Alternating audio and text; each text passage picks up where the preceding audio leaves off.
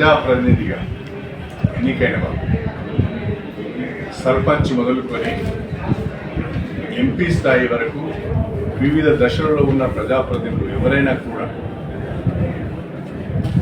వారి గ్రామానికి సంబంధించి కానీ వారి మండలానికి సంబంధించి కానీ వారి నియోజకవర్గానికి సంబంధించి కానీ లేదా ప్రజలకు సంబంధించిన సమస్యల పైన అధికారులను కలిసే అవకాశం ఉంది.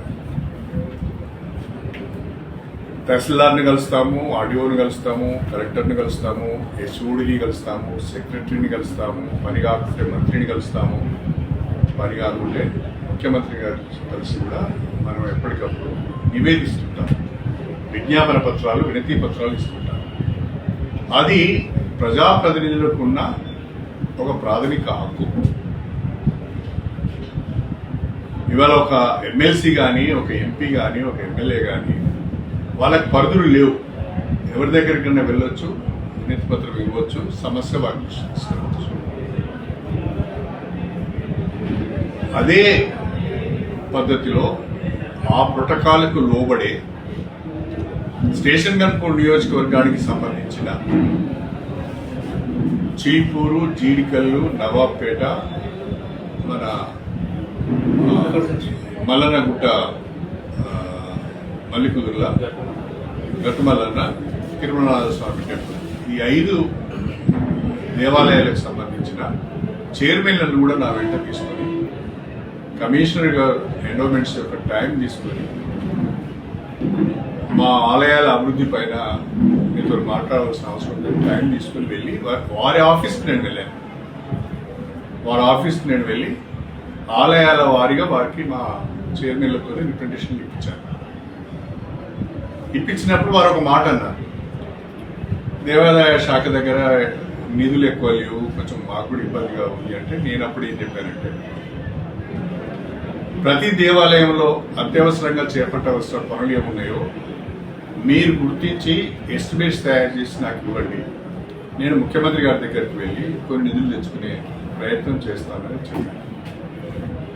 నేను నా నియోజకవర్గానికి సంబంధించిన ఆలయాల గురించి మాట్లాడేదే తప్ప ఉమ్మడి వరంగల్ జిల్లా ఆలయాల గురించి కానీ లేకుంటే తెలంగాణకు సంబంధించిన ఆలయాల గురించి నేను మాట్లాడాను. సమీక్ష అంటే నా దగ్గరికి అధికారులు వచ్చినప్పుడు, నా ఆఫీస్కు వాళ్ళు వచ్చినప్పుడు దాన్ని సమీక్షగా మనం భావించాలి. కానీ నేనే వాళ్ళ దగ్గరికి పోయినప్పుడు నేను అది రిప్రజెంటేషన్ ఇవ్వడానికి వెళ్ళినట్టుగా భావించాను. ఇది అవగాహన లోపమే తప్ప మరొకటి కాదు. సమీక్షకు సమస్యల పైన అధికారుల దగ్గరికి వెళ్ళి వినతి పత్రం ఇవ్వడానికి తేడా చాలా ఉంటుంది.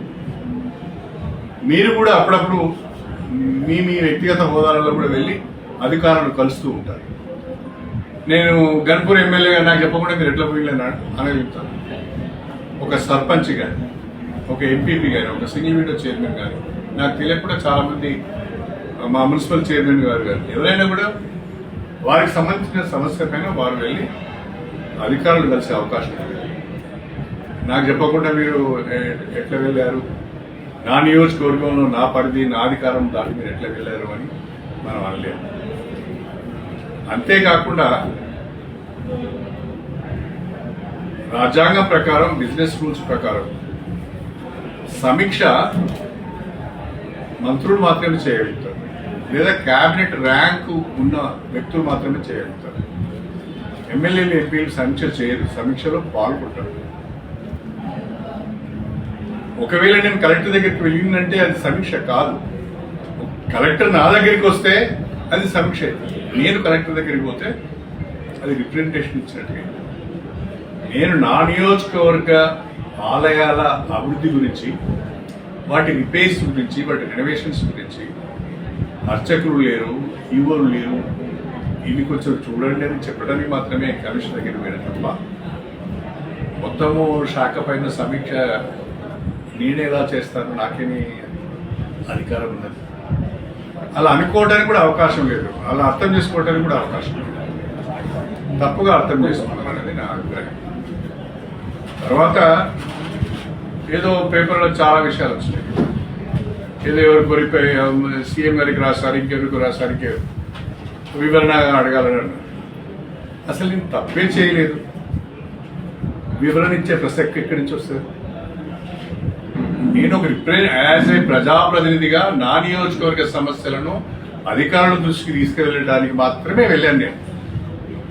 అది నా హక్కు. అది ఓ ఎమ్మెల్యేగా నాకున్న హక్కు. అది నేను ఎవరి అధికారాల పరిధిలోకి వెళ్ళలేదు, ఎవరి అధికారాలు కూడా తీసుకోలేదు.